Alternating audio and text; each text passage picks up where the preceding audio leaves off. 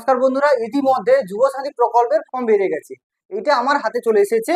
তো এইটাকে কিভাবে ফিল আপ করতে হবে এবং এর সাথে কি কি কাগজ জমা দিতে হবে আজকের এই ভিডিওতে খুব সুন্দরভাবে তোমাদের বুঝিয়ে দেবো যে কোনখানে কোন জিনিসটা লিখতে হবে এবং এর সাথে কি কি কাগজ জমা দিতে হবে, কিভাবে ছবি মারিয়ে তা সেটাকে সিগনেচার করা একটা ব্যাপার আছে। সমস্ত ডিটেলসটা এই ভিডিওতে তোমাদের বলে দেবো।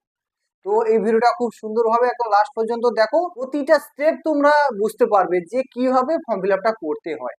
তো চলো কিভাবে ফর্ম ফিল আপটা করি সেটা তোমাদের দেখিয়ে দিই। দেখুন বন্ধুরা, এই হলো বাংলা যুবসাথী প্রকল্পের এই সেই ফর্ম।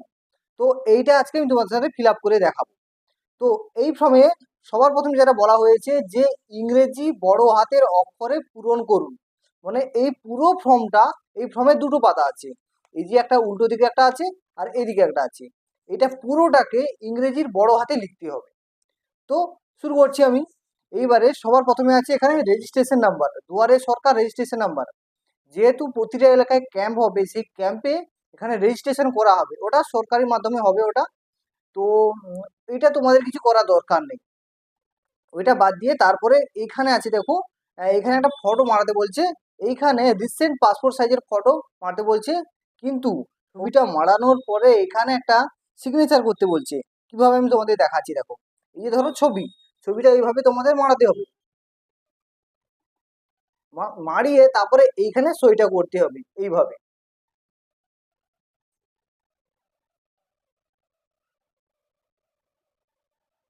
এইভাবে সইটা করতে হবে, মানে ছবির ওপরে কিছুটা এবং নিচে কিছুটা, এইভাবে যেন সইটা থাকে। এটা হয়ে যাওয়ার পরে তারপর কি করতে হবে, এখানে এখানে আধার নাম্বার। তো এইখানে তোমার আধার কার্ডে যে নাম্বারটা আছে এইখানে সেটা বসিয়ে দিতে হবে, এইভাবে বসিয়ে দিতে হবে। তারপর কি বলছে, এখানে বলছে যে মাধ্যমিকের কার্ডে, মানে মাধ্যমিক সার্টিফিকেটে বা অ্যাডমিটে যেই নামটা আছে সেই নামটা দেখে দেখে তোমরা এই ঘরে তোমরা বসিয়ে দেবে। এইভাবে তোমরা বসিয়ে দেবে। তারপরে কি বলছে যে এইখানে মোবাইল নাম্বার লিখতে বলছে, কিন্তু সেই মোবাইলটা অবশ্যই ব্যাংকের সাথে যোগ থাকতে হবে, এরকম বলে দিয়েছে। তো তোমরা যেই নাম্বারটা বসাতে চাও সেটা এখানে বসিয়ে দেবে। আচ্ছা, তারপরে আছে ইমেল আইডি। ইমেল আইডি তোমরা দিতে পারো না দিতে পারো সেটা তোমাদের ব্যাপার। এখানে ইমেল আইডি, এই ঘরে বসবে ইমেল আইডি। আচ্ছা, এরপরে হবে যে এখানে জেন্ডার, পুরুষ অথবা মহিলা, এটা তোমাদের সিলেকশন করতে হবে। এখানে যদি পুরুষ হয় পুরুষ, মহিলা হইলে মহিলা।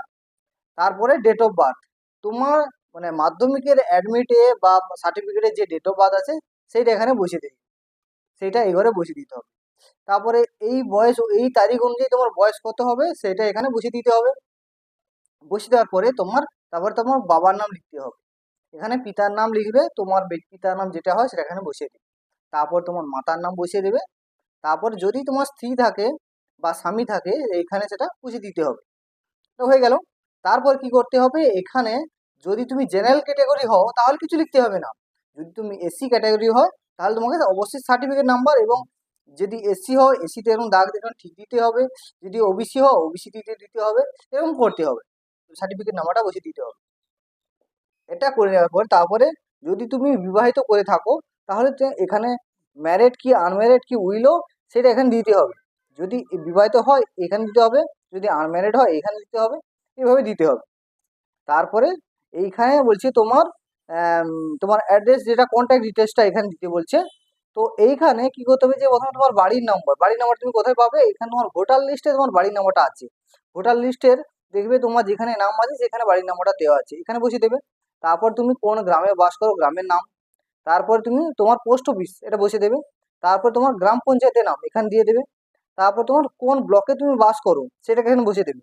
তারপরে কোন থানার অন্তর্গত সেটা বসিয়ে দেবে। তারপর তুমি কোন ডিস্ট্রিক্টের অন্তর্গত সেটা বসিয়ে দেবে। তারপর তোমার পিনকোড নাম্বার কত সেটা বসিয়ে দেবে। তারপর তোমার স্টেট তো লেখা আছে এখানে ওয়েস্ট বেঙ্গল। এই ফর্মে মানে এই যে প্রথম পাতাটা এইটুকুনি জাস্ট, আর কিছু না।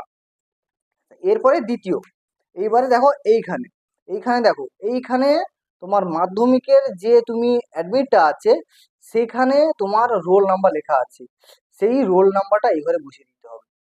মানে রোলটা এখানে বসিয়ে দিতে হবে আর নাম্বারটা এই ঘরে বসিয়ে দিতে হবে, এবং কোন সালে তুমি মাধ্যমিকটা দিয়েছো সেইটা এখানে বসিয়ে দিতে হবে। বসিয়ে দিতে হবে। বসিয়ে দেওয়ার পরে তারপরে তুমি কোন বোর্ড থেকে পাস করেছো এখানে দিতে হবে, হচ্ছে এই ওয়েস্ট বেঙ্গল বোর্ড থেকে পাস করেছো এখানে দিতে হবে। এটা একটা হয়ে গেল। তারপরে তোমার সর্বোচ্চ শিক্ষাগত যোগ্যতা, তুমি যদি গ্র্যাজুয়েশন কমপ্লিট করে থাকো বা এইচএস কমপ্লিট করে থাকো, সেটা দিতে হবে এটা এখানে। এটা দিয়ে দেওয়ার পরে তারপর তুমি বর্তমানে কি পেশায় যুক্ত আছো, যে লেবার থাকে, অনেকে লেবার আছে, কেউ রাজমিস্ত্রি কাজ করে, কেউ দেখা যাবে টিউশন করে, বা কেউ দেখা যাবে কৃষি কাজ করে, ফার্মার, এটা করতে হবে। তো এবার কি হতে হবে যে তোমার ব্যাংক ডিটেলস দিতে হবে, এখানে তোমার কোন ব্যাংকের বই আছে সেটা এখানে বুঝিয়ে দিতে হবে। যদি স্টেট ব্যাংক থাকে স্টেট ব্যাংক, গ্রামীণ ব্যাংক থেকে গ্রামীণ ব্যাংক, অন্য কোনো ব্যাংক থাকলে সেই ব্যাংক বসিয়ে দেবে। এরপর তারপরে কোন শাখায় তোমার ব্যাংকটা আছে সেটা লিখে দেবে এখানে। হ্যাঁ, দিয়ে দেওয়ার পরে তারপর দেখা যাবে ব্যাংক, তারপর তোমার ব্যাংকের যে অ্যাকাউন্ট নম্বরটা এটা সে ঘরে বসিয়ে দিতে হবে। তারপর তার আইএফসি কোডটা হয় সেটা কোথাও বসিয়ে দিতে হবে তোমাকে এখানে। এইটা বসিয়ে দেওয়ার পরে তারপরে আসতে হবে এই ঘরে, এখানে অন্য কোনো সরকারি সাহায্য পান কিনা।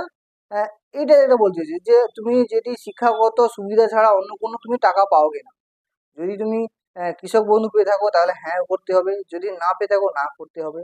এরকম ধরনের ব্যাপার আছে, কৃষক বন্ধু হলে এটা হবে না, আগে থেকে বলে দিয়েছে। যদি পান তাহলে বিস্তারিত এখানে দিতে হবে। তো যেহেতু আমাদের প্রথমেই বলা হয়েছে যদি তুমি কোনো সরকারি টাকা পাও তাহলে এই ফর্মটা তোমার জন্য নয়, তো এটা তোমরা নাই করবে।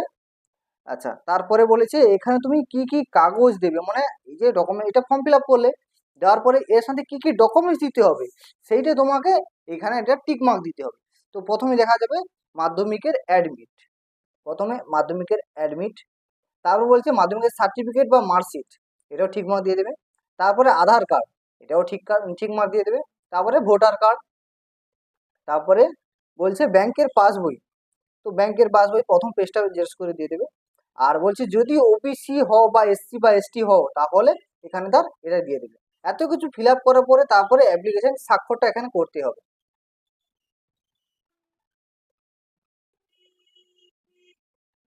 এটা করে দিতে হবে। তারপরে কোন ডেটে তুমি জমা দিচ্ছ, মানে মানে এটা ফিল আপ করছো, সেটা এখানে বসিয়ে দিতে হবে যে আমি অমুক তারিখে করছি। জাস্ট এইটুকুনি করতে হবে, আর কিছুই নয়। আর এইখানে দুয়ারে সরকার রেজিস্ট্রেশন নাম্বার আবার তোমাকে বসাতে হবে। রেজিস্ট্রেশন করার পরে যে নাম্বারটা দিয়ে দেবে এখানে সেটা বসিয়ে দিতে হবে। তারপরে তোমার নাম এখানে বসিয়ে দিতে হবে। তারপর তোমার এখানে বাবার নাম বসিয়ে দিতে হবে, বা স্বামী থাকলে স্বামীর নাম বসিয়ে দিতে হবে। তারপরে অ্যাপ্লিকেশন কবে করছো তার ডেটটা এখানে বসিয়ে দিতে হবে। তারপর তোমার মোবাইল নাম্বার আর তোমার আধার নাম্বার। আর এখানে কিছু করতে হবে না, এখানে অফিস করবে এটা, এখানে তোমার কিছু করার দরকার নেই। জাস্ট এইটুকুনি, এই ফর্মে এইটুকুনি আছে, আর কিছুই না। যদি কোনো অংশে বুঝতে না পারো অবশ্যই আমাকে কমেন্ট সেকশনে আমাকে জানিও, আমি তোমাদের অবশ্যই তোমাকে বুঝিয়ে দেবো যে কোথায় ভুলটা হয়ে গেছে এবং কোনটায় কি করতে হবে। তো আজকের এই ভিডিওটা এই পর্যন্ত, দেখা হচ্ছে পরের ভিডিওতে।